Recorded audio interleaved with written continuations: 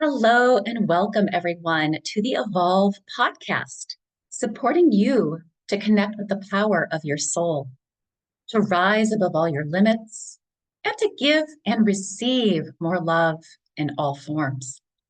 I am your host, Tanya Penny. I'm an occupational therapist, illness and trauma guide, and spiritual alchemist, author of the Connect with Divine You book and journals.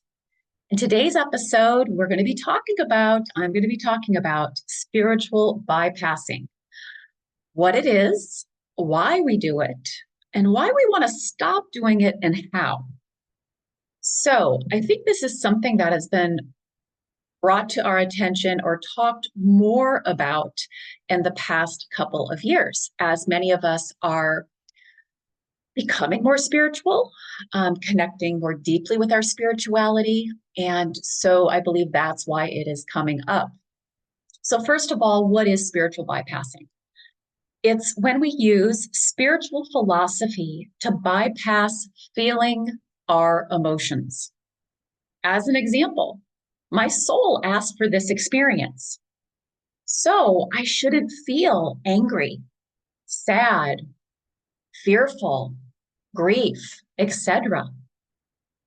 Even though I experienced this, right? My soul asked for it. So I shouldn't have emotions, right? I shouldn't be feeling these emotions, or I don't need to feel these emotions. So why do we do this? Again, because most of us, most of you listening, including myself, we didn't learn how to be with our emotions in a healthy way when we were growing up. Our parents didn't learn it, and so they couldn't model it for us unless they were more conscious and realized that and started to do their work, what we're doing now. So because of that, most of us learned to do our emotions the way that our parents did. So food, alcohol, busyness, workaholism, shopping therapy, focusing on others' problems, gambling, fill in the blank, social media, TV. So, and now we're adding to this coping mechanism, this spiritual bypassing, right? So maybe you were using one of these other strategies and then you got into spirituality, maybe recently or maybe a long time ago. And this is one of the coping mechanisms you switched to, right? The I don't have to, or I shouldn't feel this way because I don't need to feel these emotions because my soul asked for this experience, right? So that is why we do it. And why do we want to stop doing this pattern? It's, we do need spirituality. We do need spiritual strength, the strength that comes from that spiritual philosophy that, yes, we are co-creators. And we still need to show up. We're human, right? We still need to show up and feel it to heal it. Otherwise, it continues to stay in your body, your energy field, whether you're aware of it or not, which is lowering your vibration, which keeps you from rising to as high as you are capable of, right? So it's actually, a tool that is very necessary that we learned now.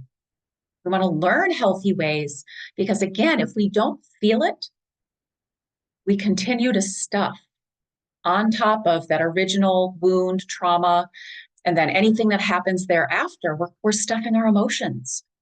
And they don't go away. They live in your body. Emotions live in your body until you do what I'm going to suggest next. So many of you might be like, okay, I got it. Now, how do I do it? So yes, we have to learn ways to validate our emotions, allow ourselves to feel them in the body, understand while they're there, and then how to release them. If we don't do that, again, that buildup in the body will eventually create a negative symptom. It might just start out like tightness in the neck or the shoulders or the jaw, maybe, a little bit of pain here or there, and then it will grow. So as many of you, have heard me speak about, I had MS and all of the symptoms that went with that. And it wasn't until I did this deeper work And then I had to continue doing it when more traumas came up, when I realized, oh my God, the MS is gone, but I still have this lingering GI issue that I've had since I was an infant. So there was more to do. And then, so it's not just healing and releasing the emotions from the past traumas and wounds that are still there, but it is also being able to feel and release our emotions, validate them, everything I just said, on a daily basis. When things happen, when we get triggered, when we fall off the wagon, right? All of those pieces. So how do we do it? Let's get into how we do it. And there's lots of different ways, but the one that I teach, the technique that I teach, I call it being divine parent, or the self-healing process. And everybody listening to this, almost everyone listening to this, should have a sample healing practice from me. If you don't have that, you can go ahead and sign up for my free Evolve Starter Kit, which is below this video, this audio. So that'll give you a sample of what I'm going to suggest, what I'm talking you through right now. So part of being a divine parent, which is what I believe we're here to do, learn to be that divine mother and father to ourselves that we never had. Our parents did the best they could, but let's just be honest. They were not in their full divine masculine and feminine qualities. So we're learning to do that for ourselves now. And part of that is giving ourselves emotional support.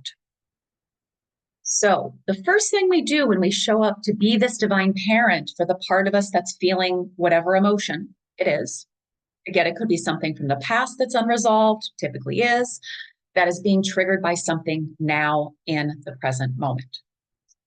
And being triggered, or it's guidance, right? Our emotions, that's the other reason why it's so important that we tune into our emotions. They are one of the ways that our body gives us guidance, that our soul gives us guidance through our body, right? Whether it's, hey, you need more healing on this, or hey, there needs to be a boundary set, as examples.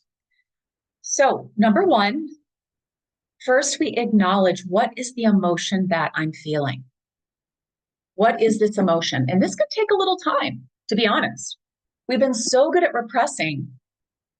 Yes, there are 5 basic emotions, but the trainings I've gone through, there's hundreds of emotions, both positive and quote unquote negative. And again, growing up, we were taught some were okay to have and feel, some were not. Maybe like me, almost none of them were. And so, first we just acknowledge, what is this emotion that I'm feeling? Or number one, I'm feeling an emotion. Number 2, what is it? And see if you can decide or determine what that emotion is. And then it's really helpful not only just to do it in your mind, but actually write it in your journal. Write it in your journal. So that is the first part. Once you've done that, then you get to ask the part of you that is feeling sad, angry, overwhelmed, insecure, fearful, whatever it is, overwhelmed. You get to ask that part of you. So we treat it like it's a part of us, because it's not all of us, right? Sometimes it feels that way, but it's not all of us. And I think that is why some of us don't want to do it, because it feels overwhelming and like we're going to get stuck in it. But the truth is, when we come up in this way and say, oh, why does this part of me feel sad? Or whatever emotion it was, that helps it not consume us. So again, asking, what happened? What happened? And then you felt this emotion. And let this part of you tell you, and you write it out and you describe what happened, what triggered, what brought up this emotion. The next step then is to close your eyes and breathe, and notice when you think about that thing that happened that triggered the emotion, where do you feel it in your body? Where do you feel this emotion in your body? And placing a hand there, gently placing a hand there. This is one of the things that we wanted as a child, right? We wanted someone to listen to us, to ask us what happened. And now we're moving into the soothing phase, right? The soothing and comforting. So feeling it and then putting a hand gently on where you feel it in the body.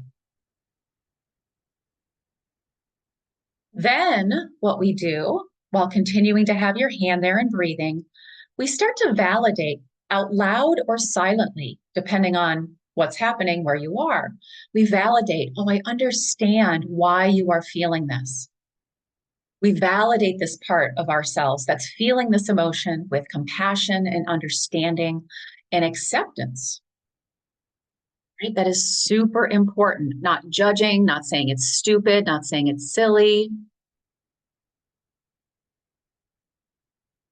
So we validate with compassion, understanding, and acceptance, silently or out loud. Continue to breathe and feel. And we want to think about now breathing in compassion to that part of us and beginning to feel and breathe out that emotion.